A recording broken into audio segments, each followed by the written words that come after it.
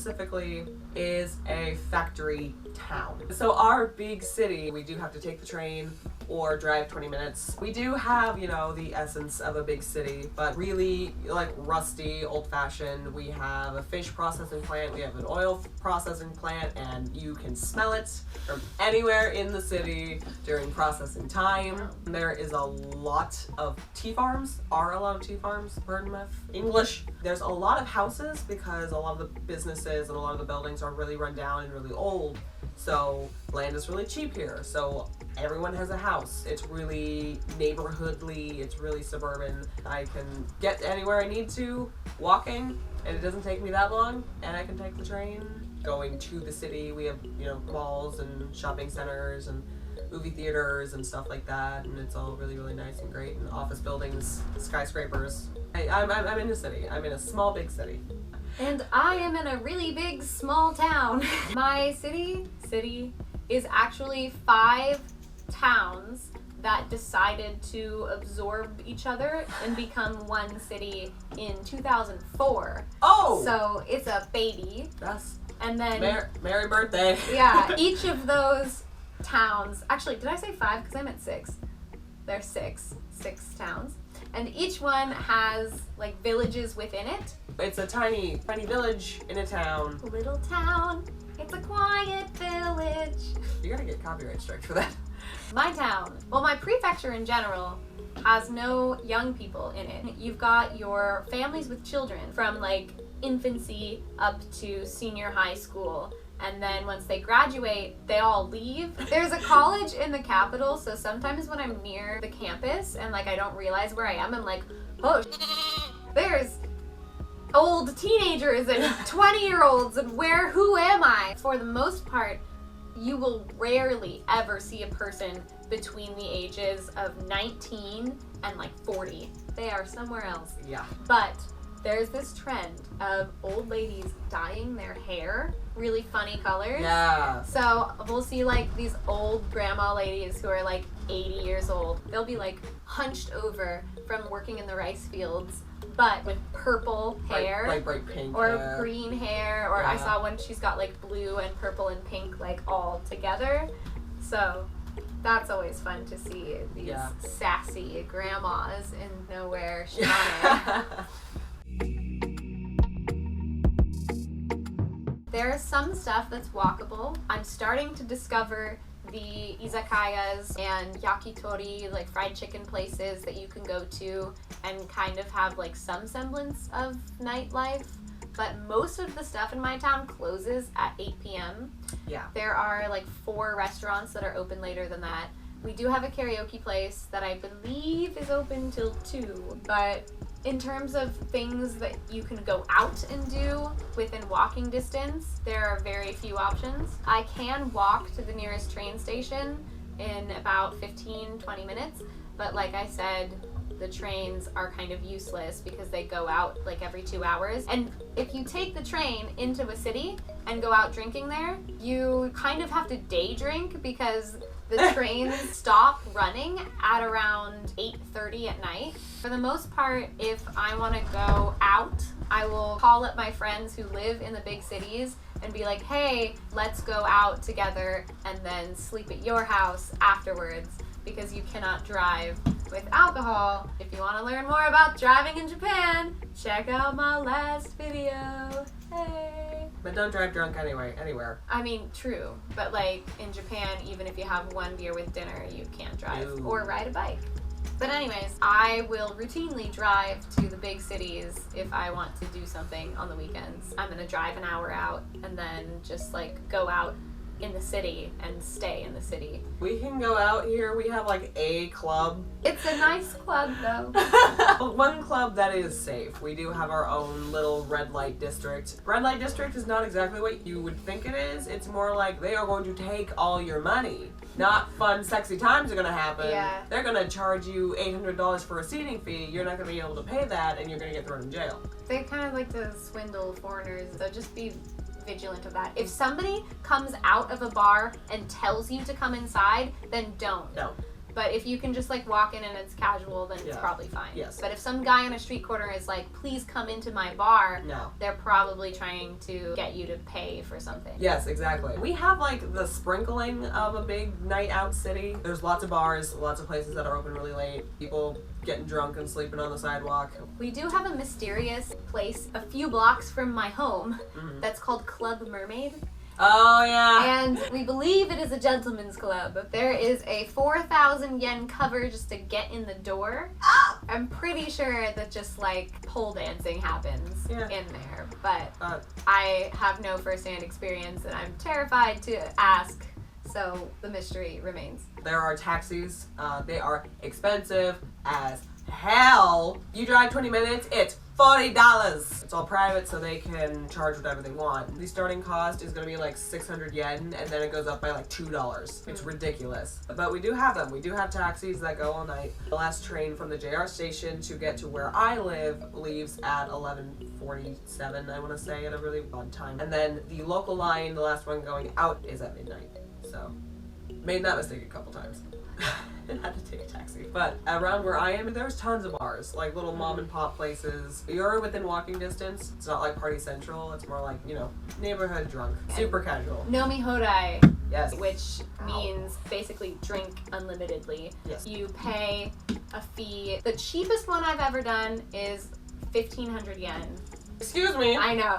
And the most expensive one I've ever done is like 3,000. So I know. Sorry. That Inaka perks, you can drink for cheap. What's your average? The cheap? 4,000. Oh my god. Okay. So God. who knows? But you pay up front. Yes. And then you have unlimited alcohol for an hour and a half.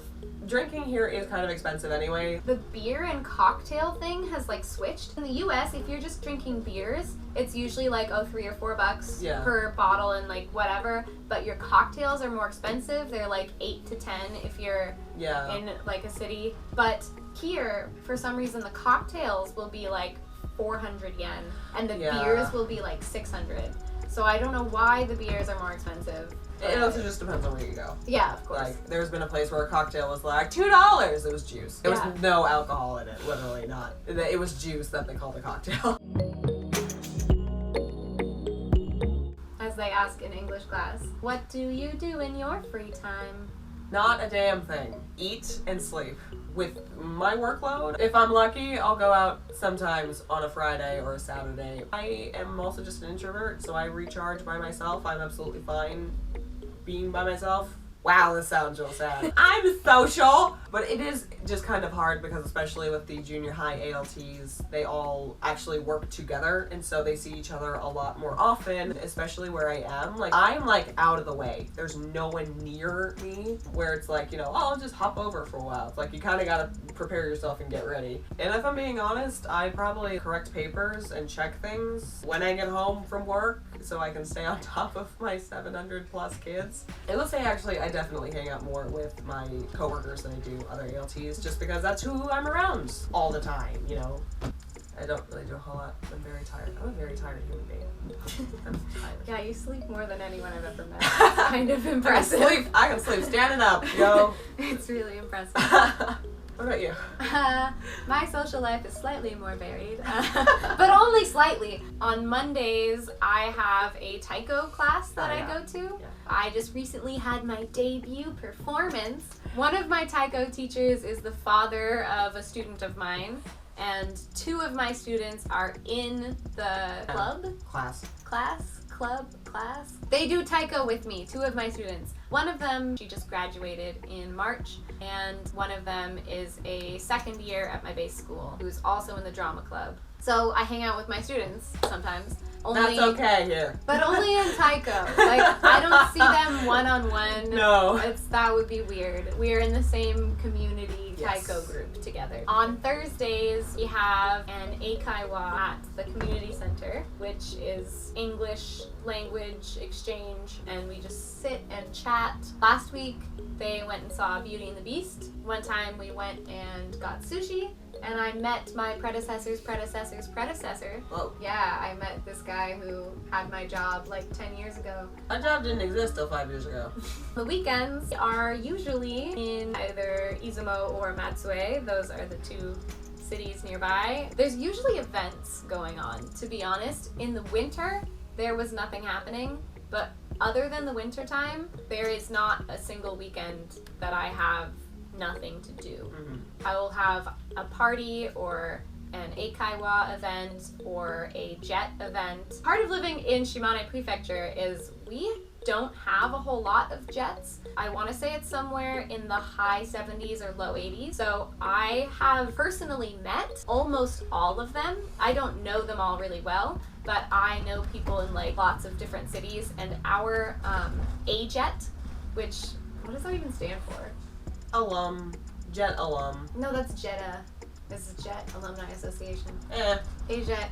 I don't know. A-Jet. You're a jet. You start singing West Side Story, I'm gonna kick you. I wasn't going to, but now I want to. Shimane A-Jet puts on events at least once a month, sometimes more than that. So we'll meet up in different cities around Shimane. Not everybody goes to them, but probably 20 or 30 jets will show up. Maybe we'll go hiking. There's a luau in like 3 weeks. There was a biking tour where one of my visit schools is. Stuff like that. Lots of opportunities to have a bustling social life if you want, and if you want, you can just become a recluse, like the spider.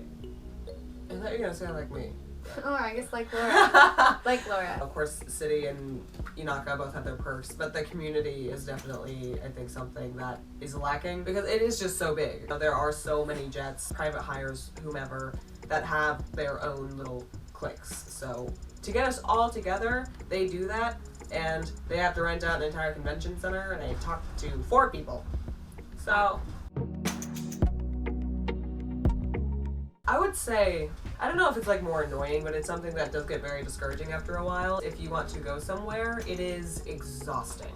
You're walking, which like, you know, oh, you're walking for 30 minutes or 20 minutes or something like that. Think about your groceries. My nearest grocery store is 15 minutes away walking. If it's raining, I gotta bring my raincoat, my big plastic bag to put my groceries in. I gotta cover my bike up. I gotta wear my boots and my raincoat and all that stuff. And I gotta like prepare to go out. And I can't just be like, okay, cool, we're going. So after a while, it gets really exhausting. There are times where it's like, there's a Lawson right behind my house, 20 feet that way. If I'm tired, I can't. It's just way too much work.